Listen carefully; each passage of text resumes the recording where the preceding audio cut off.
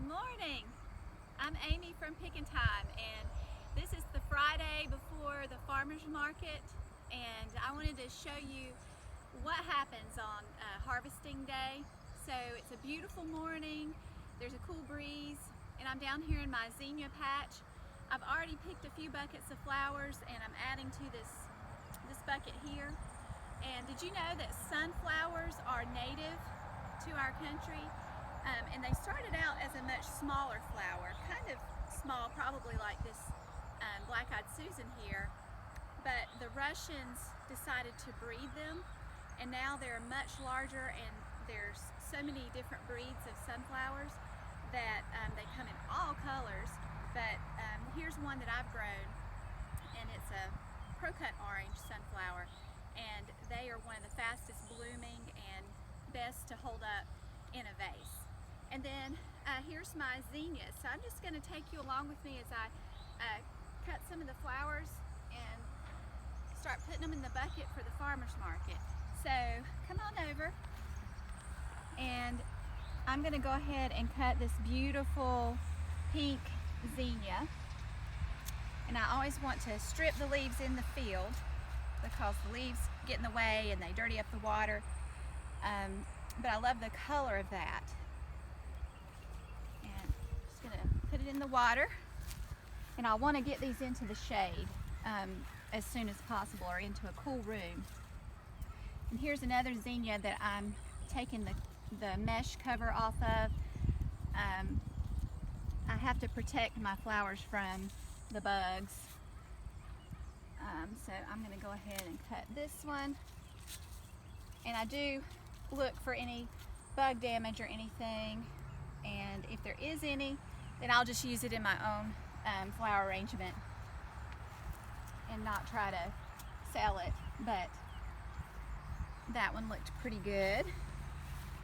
And then let's see, there's a beautiful hot pink one right here.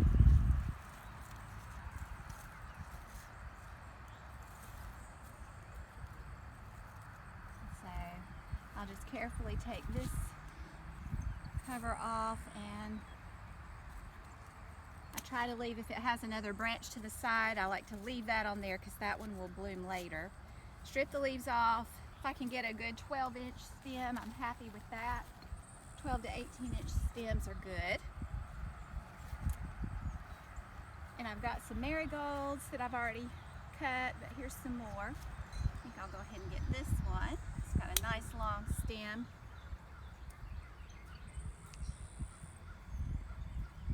Marigolds help keep deer away, so some of my friends talk about their gardens getting eaten or damaged by deer.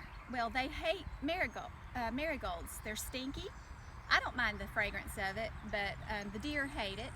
And so they'll stay out of your garden if you put marigolds all around the perimeter of your garden. So try that if you've never done that. Here's a beautiful orange one.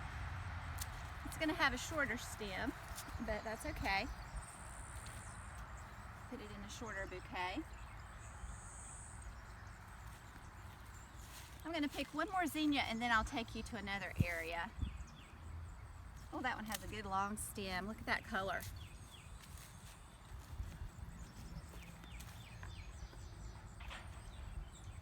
Okay, and then I will pick up my buckets. And I have more zinnia picking to do, but let's look at some other things. I've got new zinnias planted here. These are really getting started, and I like to have the succession planting, so I have flowers all the way until fall. There's some more pretty marigolds.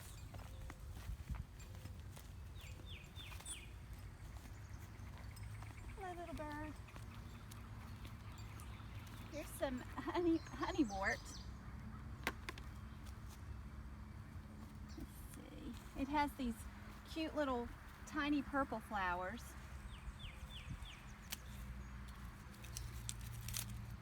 So again, stripping off the bottom leaves.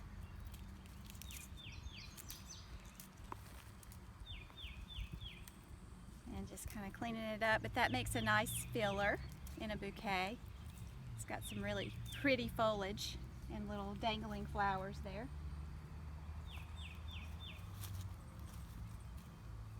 And then I have Baby's Breath, is this tiny little white flower here.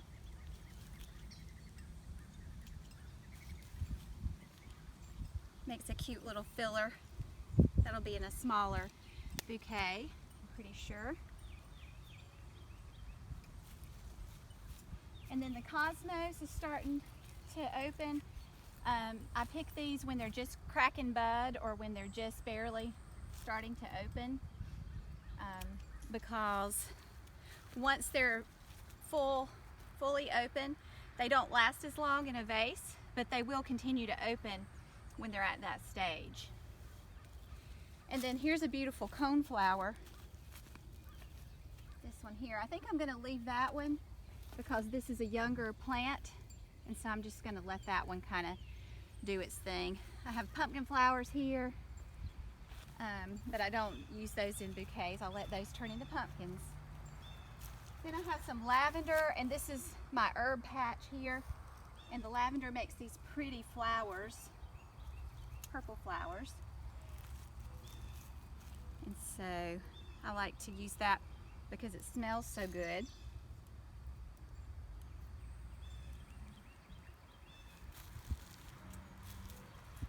And then here is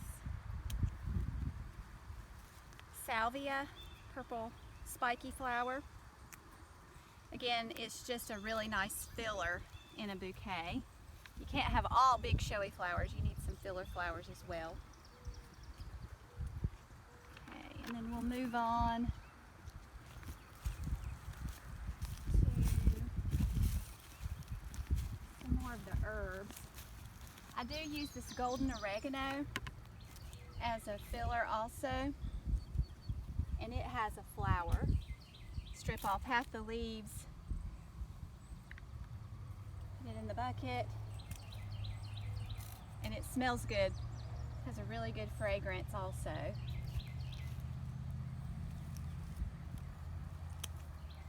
And all of these herbs will, as we call it, cut and come again. So the more you cut, the more it branches and grows more. And then here's my lemon balm, another beautiful fragrant filler. It smells like lemon. Can you smell that? And so I love to use lemon balm. And then I have basil. This is still a young basil plant, and I know that it's going to produce a flower, so I'm going to leave it to grow a little bit bigger. And then I have Rudbeckia and Lilies. And so everybody's familiar with lilies. I've got a few different kinds.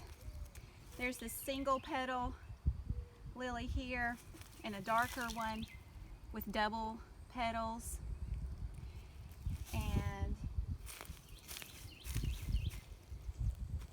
you can tell the ones that have already done their day's worth of blooming because they look like that. I think I'm going to go ahead and take this one. I leave a lot of the stem. I leave a good 12 inches of the stem because that will produce new flowers next year. And then I'm going to go ahead and get some of this Rudbeckia. It's really pretty color.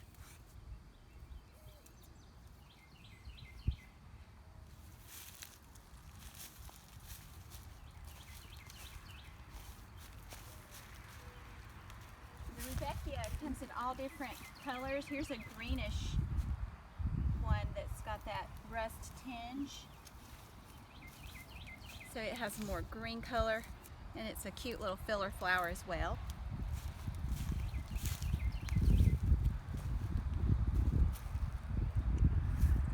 Okay, let's see what else is up top. Here's my little mint patch. I've already been cutting on the mint this morning. Another fragrant filler.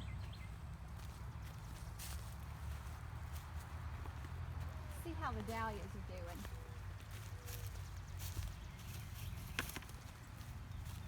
Okay, look, here's a beautiful dahlia, and I think I'll just go ahead and take this one.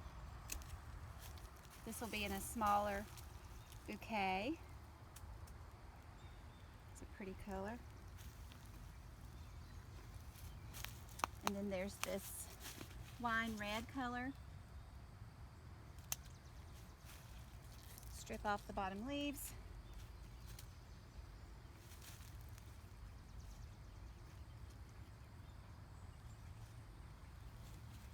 And then over here are some more of the double lilies. So this one's open today, but it won't be tomorrow, but it has other buds on it.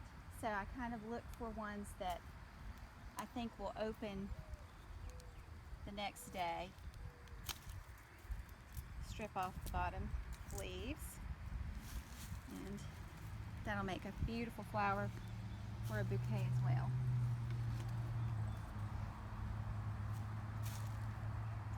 Okay, well that gives you a look at how I go about getting flowers. So I'll have, 6 or 8 buckets full of flowers. I'll let them condition for several hours, and then I'll start making bouquets. I hope you can come to the Foothills Farmers Market tomorrow, Saturday, June the 26th, between 8 and noon, and I will have bouquets, and my good friend Jennifer will have her pottery vases filled with flowers as well, so you'll have choices, and you can either pick a bouquet with her pottery as its vase, or just a regular bouquet that I have, that comes in a sleeve or in a mason jar. So I hope to see you there, and y'all have a great weekend. Bye.